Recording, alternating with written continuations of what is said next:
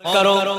जब मरियम अलैहिस्सलाम को अल्लाह ताला ने बगैर बाप के बच्चा दिया, मरियम अलैहिस्सलाम को बगैर शौहर के बच्चा दिया, है ना, बगैर शौहर के बच्चा दिया, और उस बच्चा को ले करके अल्लाह के हुक्म से जब अपने गांव के अंदर, अपने बस्ती के अंदर आई, बस्ती के अंदर आई कौन? मरियम अलैहिस्सलाम। गांव वाले ने तरह तरह की बातें करने लगा, तरह तरह की बातें करने लगा। या उख्ता हारून मा काना अबूके इम्राअ सौइन व मा कानत उम्मुके बगिया। मरियम से क्या कहते हैं?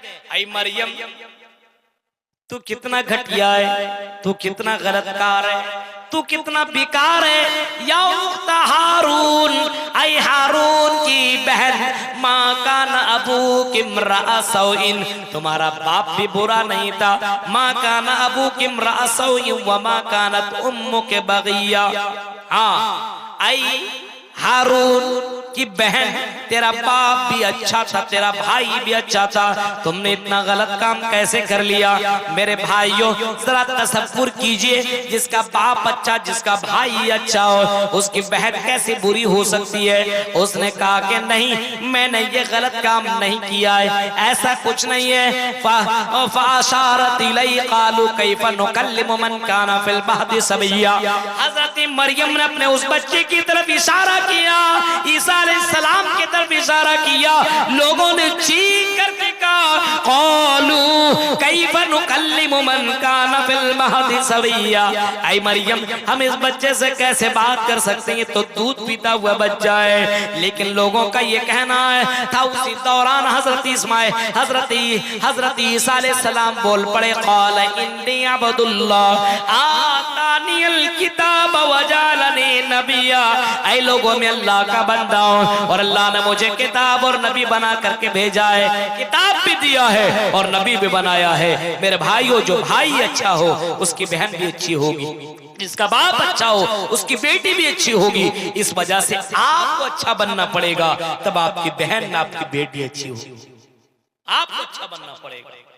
आज बहन को कैद करो और खूब आज दूसरी लड़की को घुमाओ, भागो, ये कहां की इजाजत कौन देता है? मेरे भाइयों, नहीं, आपको अच्छा बनना पड़ेगा, तब आपकी बहन अच्छी होगी। याद रखिए, आप जिस रास्ते में चल रहे हैं ना, वही रास्ता आपके घर की तरफ भी आता है, वही रास्ता। वला तक़रबुज़्ज़िना इन्नहु काना फ़ाहिशा। हाँ, ज़िना के करीब जाने को भी मना किया गया है। ज़िना के किसी रास्ते को अपनाने से मना किया गया है। इससे पता चलता है मोबाइल इस्तेमाल तो कर सकते हो, लेकिन मोबाइल से लड़कियों से बातें करना गलत है, ये भी ज़िना का एक रास्ता है। रात रात भर बातें करने वालों, हाँ, चैटिंग करने वालों, और इंस्टाग्राम से हाय हेलो लिख करके उसको, उसकी खूबसूरती का वो तारीफ करने वालों, ये भी एक ज़िना का एक रास्ता है। जो आदमी मोबाइल इस वजह से चलाता है तो उसके लिए मोबाइल चलाना गलत है, उसके लिए मोबाइल चलाना गुनाह है, और उसके लिए मोबाइल नुकसानदेह है जो लड़कियों से और गलत काम के लिए मोबाइल चलाता है। मोबाइल फायदेमंद यूज अपने इस्तेमाल आप कर सकते हैं, उसके लिए फायदा के लिए। लेकिन आप कोई आदमी भोजपुरी गाना के लिए मोबाइल ले रहा है, लगा हुआ धक्का चला रहा है, उसको मोबाइल से मतलब क्या? मौलवी साहब, मोबाइल में गाना एक से एक, आज तो देखते ना शॉर्ट वीडियो, रात रात दिन भर लगा हुआ देखते, ये भी ज़िना का एक रास्ता। आदमी जाहिर से उतनी लड़कियों को बार बार उसके एक्टिंग, कमर और क्या क्या उसको देखेगा, जाहिर सी बात है वो ज़िना की तरफ दौड़ेगा, भागेगा। इस वजह से इन तमाम रास्तों को इस्लाम ने खत्म किया और बायकाट किया है, और कहा है वला तक़रबुज़्ज़िना, ज़िना के करीब भी मत जाओ, क्योंकि वसाअ सबीला, ये रास्ता बड़ा ये बुरा है। तुम किसी बहन की तरफ भाग रहे हो तो तेरी बहन की तरफ कोई भागेगा, तुम किसी की बेटी की तरफ जा रहे हो तो तेरी बेटी की तरफ आज नहीं तो कल कोई दौड़ेगा। इस वजह से किसी बहन और बेटी की तरफ देखने की जरूरत नहीं है। अगर तुम शादी करने की ताकत रखते हो तो नबी की हदीस सुनो, या माशर शबाब मन इस्तता मिनकुमुल बात फल्यतज़व्वज। कोई लड़की पसंद ना आए उसके घर वाले से बात करो, उससे निकाह करो, ज़िना मत करो, क्योंकि मेरे भाइयों ज़िना करने वालों के लिए जहन्नम की वईद है, लेकिन निकाह करने वालों के लिए जन्नत की बशारत सुनाई गई है। निकाह करने वालों के लिए अल्लाह के नबी ने फरमाया मन रग़िबा अन सुन्नत, आपने फरमाया अन निकाह मिन सुन्नती, निकाह मेरी सुन्नत है। और आपने फरमाया मन हब्बा सुन्नती फक़द हब्बनी व मन हब्बनी कान मई फिल जन्नह। जो मेरी सुन्नत से मोहब्बत करेगा वो मुझसे मोहब्बत करेगा, और जो मुझसे मोहब्बत करेगा वो जन्नत में मेरे साथ ऐसे होगा। आपने दोनों उंगलियां मिला करके आपने बताई कि जन्नत में मेरे साथ ऐसे होगा। अगर बंदा अगर निकाह करता तो निकाह करना मेरी सुन्नत है। गोया कि ये गर्लफ्रेंड और बॉयफ्रेंड का इस्लाम में कोई तसव्वुर ही नहीं है। इसको हराम करार दिया, इसको ज़िना करार दिया। मेरे भाइयों, गर्लफ्रेंड का चक्कर छोड़ो, बॉयफ्रेंड का चक्कर छोड़ो। अगर कोई लड़का पसंद हो अपने बाप को बोलिए मुझको इसी शादी से करवा।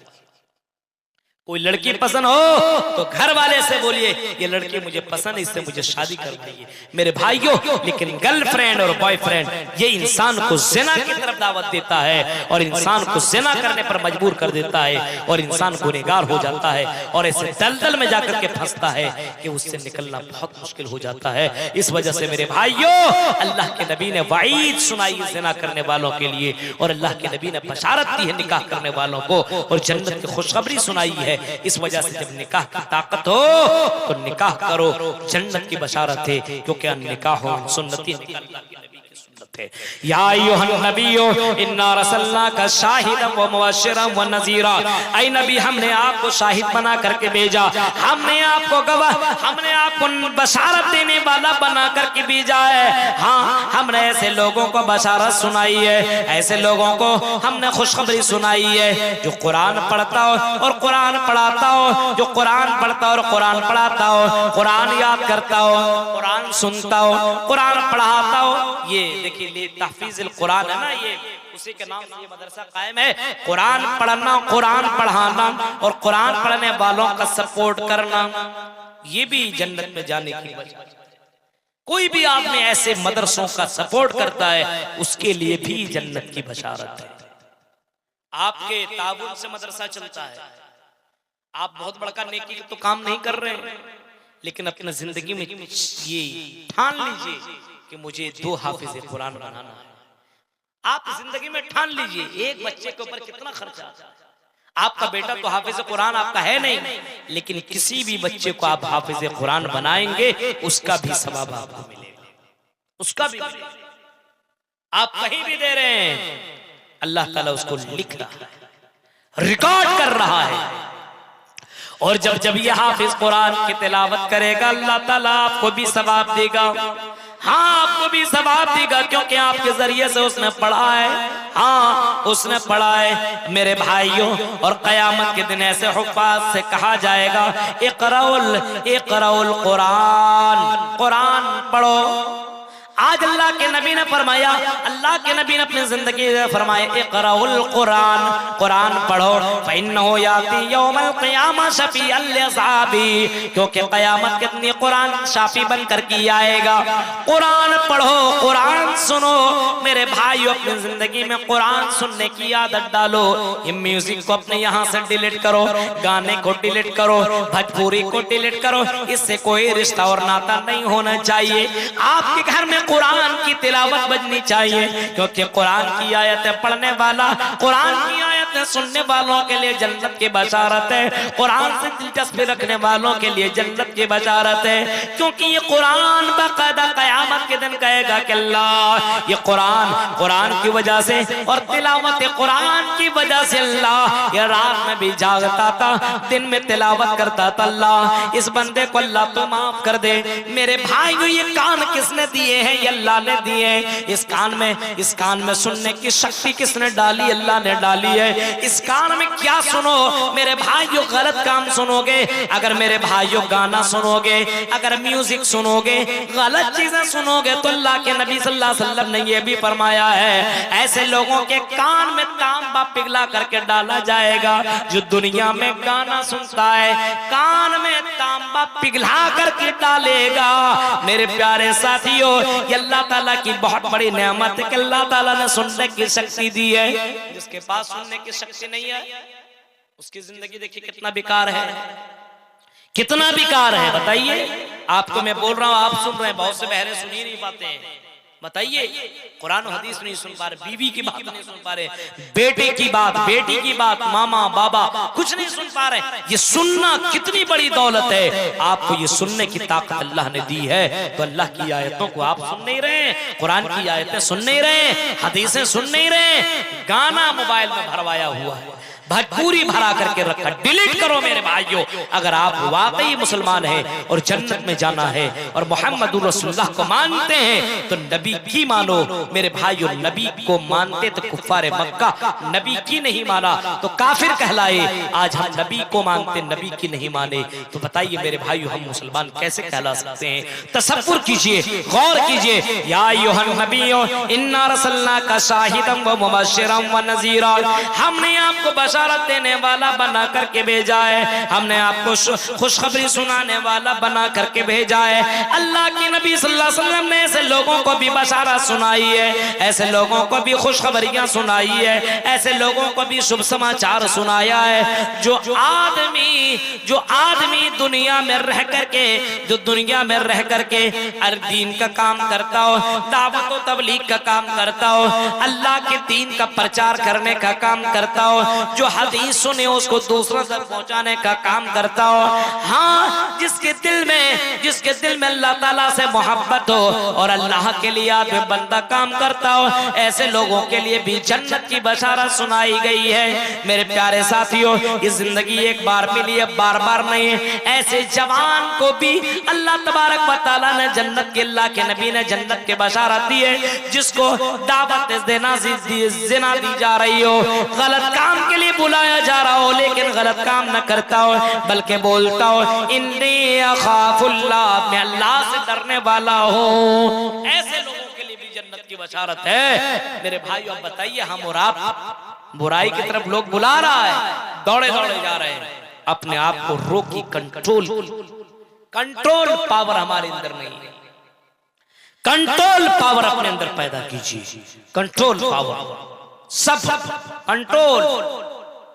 मेरे भाइयों, अपने अंदर कंट्रोल कीजिए। गलत काम की तरफ लोग बुलाए लेकिन मत जाइए, क्योंकि सब्र के बाद ही जन्नत है। हराम तरीके की तरफ लोग बुलाएंगे, हराम रास्ते की तरफ आइए, नहीं, मैं मुसलमान हूं, मैं हराम रास्ता नहीं अपना सकता। मैं एक टाइम खाऊंगा, एक टाइम भूखा रहूंगा, लेकिन हराम खोरी नहीं करूंगा। आप हलाल कमाइए, उसी में अल्लाह बरकत देगा।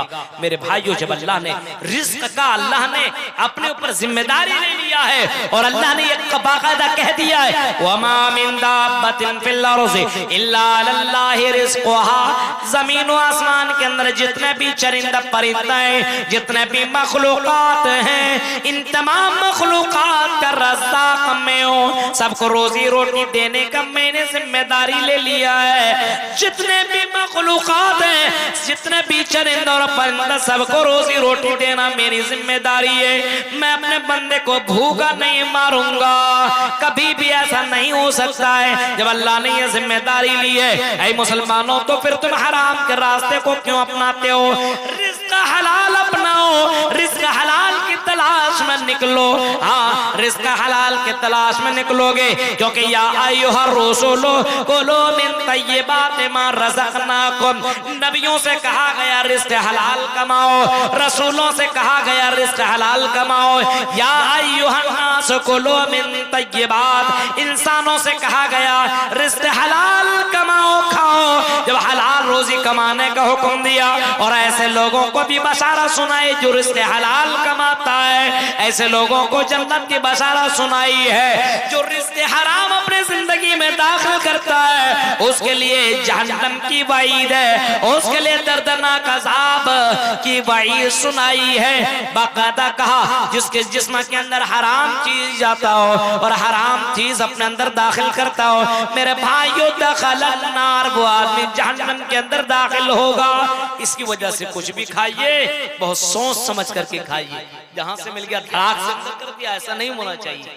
आपको मिला, हजरत अबू बकर कुछ खाते थे, कोई देता था तो सवाल करते थे ये हलाल है क्या, बोलता था हलाल है तो खा लेते थे, हराम बोलता था तो नहीं खाते थे। उसका ये गुलाम था जो ला करके कहीं जाता था तो कुछ लेकर के अपने मालिक के लिए आता था। हजरत अबू बकर के लिए ला करके देता था, हजरत अबू बकर को देता था, अबू बकर खा लिया करते थे। रोजाना पूछते थे हलाल है कि हराम। एक दिन ला करके उसने दिया, अबू बकर ने उसको पूछा नहीं, खा लिया। गुलाम कहता है क्या है अबू बकर, आई मेरे मालिक, आज मैंने आपको जो चीज ला करके दिया ये आपने तो पूछा ही नहीं है। अबू बकर ने कहा बताओ जो तुमने दिया ये हलाल है कि हराम है। उसने कहा कि आई अबू बकर मुझे तो मालूम नहीं है कि हलाल है कि हराम है, लेकिन मैंने कहावत गढ़ी थी, मैंने एक औरत को देख करके जमाना जाहिलियत में मैंने कहा था इसको बेटा होगा, और उसको बेटा हुआ। उसके शौहर ने मुझे खुशी में मिठाई दी। हजरत अबू बकर ने ये सुना तो अपने उंगली अपने मुंह के अंदर डाल लिया और उल्टी करके तमाम के तमाम चीज को बाहर कर दिया। मेरे भाइयों, हजरत अबू बकर को मालूम था कि हराम चीज अंदर के अंदर चला जाए। मतमहु हराम व मलबसु हराम व गुज़िया बिल हराम, तो उसकी दुआएं भी अल्लाह नहीं सुनता है। रिज़्क़ हराम कमाने वालों तुम अल्लाह से मांगते जाओ, अल्लाह ताला तेरी दुआ को कैसे सुनेगा। हराम कमाई कमाने वालों अपने आप को हराम चीजों से बचाओ, कम कमाओ लेकिन रिज़्क़ हलाल कमाओ, रिज़्क़ हराम मत कमाओ। क्योंकि रिज़्क़ हराम अगर कमाओगे तो हराम कमाई करने वाला, हराम खाने वाला जन्नत में नहीं जाएगा बल्कि जहन्नम के अंदर उसको जाना पड़ेगा।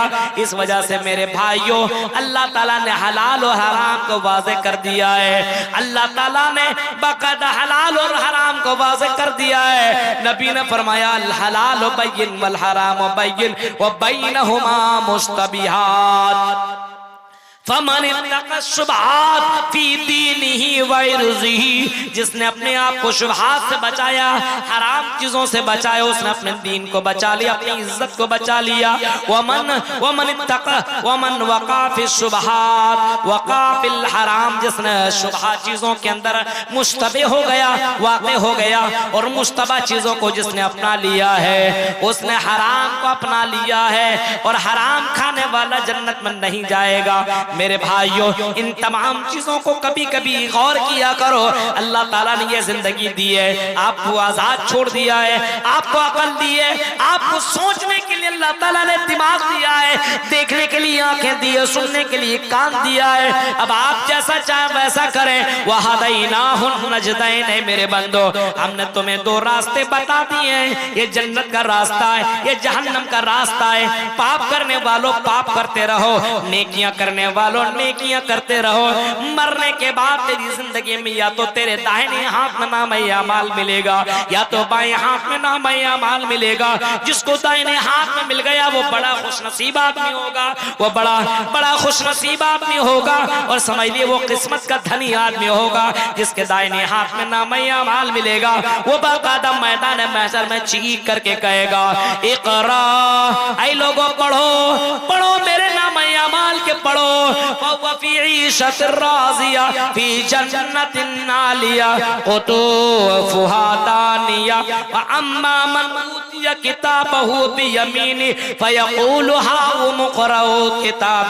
दाहिने हाथ में नामे अमाल जिसको मिलेगा कयामत के दिन चीख करके कहेगा देखो मैंने कुरान और हदीस के ऊपर अमल किया था, मैंने उलमा की तकरीरें सुनकर की अमल किया था, मैंने नबियों की बातों को माना था, अपने आप को ख्वाहिशात से बचाया था, हराम चीजों से मैंने अपने आप को दूर रखा था। देखो मुझे अल्लाह ताला ने दाहिने हाथ में नामे अमाल दे दिया है, मेरे लिए जन्नत है। वो खुशी के मारे दौड़ेगा, उछलेगा, कूदेगा, लेकिन जिसको बाएं हाथ में नामे अमाल मिलेगा व अम्मा मन ऊतिया किताबहू बिशिमाली फयक़ूलु या लैतनी लम ऊत किताबिया, और जिसको नामे अमाल जिसके बाएं हाथ में दे दिया जाएगा वो कहेगा या लैतनी लम ऊत किताबिया, काश के मुझे ये किताब न मिली हुई होती। मेरे भाइयों, नामे अमाल पूरे लोगों को बाएं हाथ में और अच्छे लोगों को दाहिने हाथ में दिया जाएगा। अपने आप पर जायजा लो, आज ही जायजा लो। अगर अभी मैं मरा तो मेरे भाइयों मुझे मेरे नामे अमाल दाहिने हाथ में अल्लाह देगा कि बाएं हाथ में देगा। मेरे पास अच्छे अमाल है कि बुरे अमाल, अपने आप का बंदा जायजा ले सकता है, अपने आप के बारे में बंदा सोच सकता है। और बाएं हाथ में नामा अमाल का मतलब यही है उसकी जिंदगी खत्म, बर्बाद हो गई, जहन्नमी हो गया। उसको पकड़ा जाएगा, वो कहे